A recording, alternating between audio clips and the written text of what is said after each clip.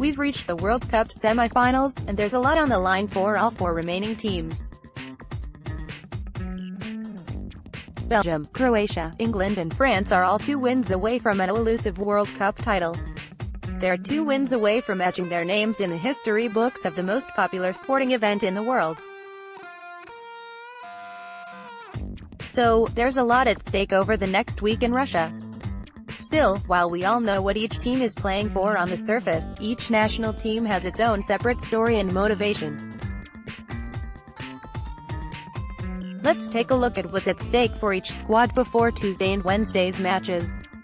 Belgium, time for golden generation to deliver. The Red Devils don't have the most celebrated World Cup history. Their best finish since the event began in 1930 came in Mexico in 1986. Belgium reached the semi-finals for the first time in its history that year. In fact, it was the first time the Belgians had ever advanced past the group stage.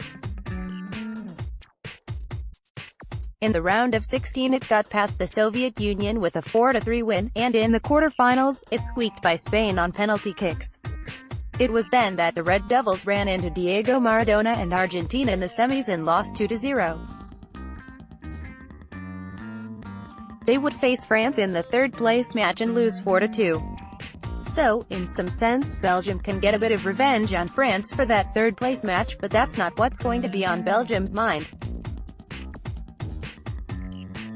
While the country may not have a ton of success on the international stage, it also has a third-place finish in the 1972 Euros and was runner-up in 1980. There have been raised expectations in recent years thanks to Belgium's talent level. The team features players like Dries Mertens, Eden Hazard, Kevin De Bruyne, Romelu Lukaku, Thomas Vermaelen and so on. Top players on the top clubs in Europe's best leagues, yet it hasn't been able to turn that talent into success. It didn't qualify for Euro 2012, went out in the quarters of the 2014 World Cup, and then out in the quarters of Euro 2016. This is Belgium's chance to capitalize on all the talent it has, or else this golden age of Belgian soccer may be looked back on in disappointment.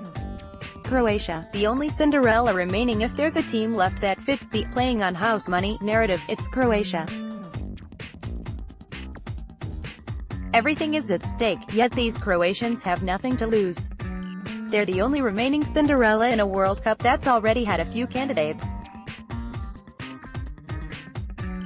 Croatia's international success is mainly non-existent. Remember, Croatia wasn't a country eligible for the World Cup until 1994.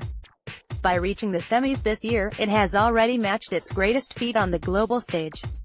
Croatia reached the semis in France in 1998. It was a situation not all that dissimilar to the 2018 World Cup. Croatia found itself in a group with Argentina, Jamaica and Japan. This year the Croatians were in a group with Argentina, Iceland and Nigeria. The difference is they finished second to advance in 1998 and won their group this year. They then went on to round of 16 and beat Romania 1-0, and shocked the world by beating Germany 3-0 in the quarters. After losing to host and eventual champion France in the semis, Croatia beat the Netherlands 2-1 to take home third place. It has not gotten past the group stage since this year. It didn't even qualify in 2010.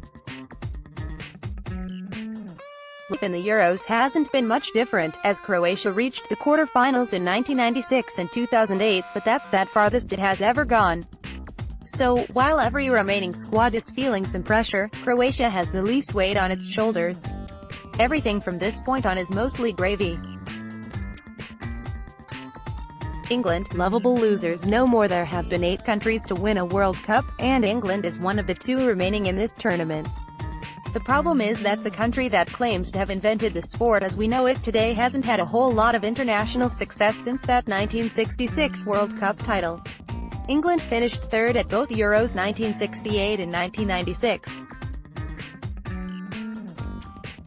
It reached the World Cup semis in 1990 where it lost to West Germany in penalties, a familiar theme for England in tournaments like this, and it's been nothing but heartbreak and disappointment since. England didn't even qualify for the 1994 World Cup here in the United States, and it hadn't advanced past the quarter-finals since 2006 until this summer. What Gareth Southgate's team has done in Russia is win its first knockout stage match since 2006, and win a game on penalties for the first time in its illustrious World Cup history. So some of the biggest dragons in England's path have already been slain, so in a sense, this is already a successful World Cup for England. But even if that's the case, England now finds itself in an unfamiliar position. It's not only in the semis, but it's considered a heavy favorite to reach the final and is one of the two favorites along with France to win the entire thing. So suddenly the Lions have gone from soccer's version of lovable losers to a team that might feel like a bit of a disappointment if it doesn't win at all. At the end of the day, England will still be home to what is likely the best league in the world, where a lot of the world's best players ply their craft, but it will all still ring a bit hollow without another World Cup title. France, a seat at the table with world's elite like England, France is one of only 8 countries to win a World Cup. Also like England, France has only won once. Unlike England, France has won at the Euros. In fact, it's done so twice, 1984, 2000. Also unlike England, France has been close to victory in the World Cup on a few occasions only to fall just short of that second title. In fact, of the 3 nations with one World Cup title, Spain is the third. One could argue that France has always seemed like the one country that should have won more. It should be the third European nation with multiple World Cups, joining Germany and Italy, but it just hasn't done so yet. In 2006, France fell just short of its second World Cup, which resulted in Italy's fourth as the Italians beat the French in penalties. One of the worst ways to lose any match, let alone a World Cup final. Overall, the semi-finals have been rough on the French. Obviously, they got past them in both 1998 when they won it all, and in 2006 when they lost to Italy. In 1958 the French lost to Brazil 5-2.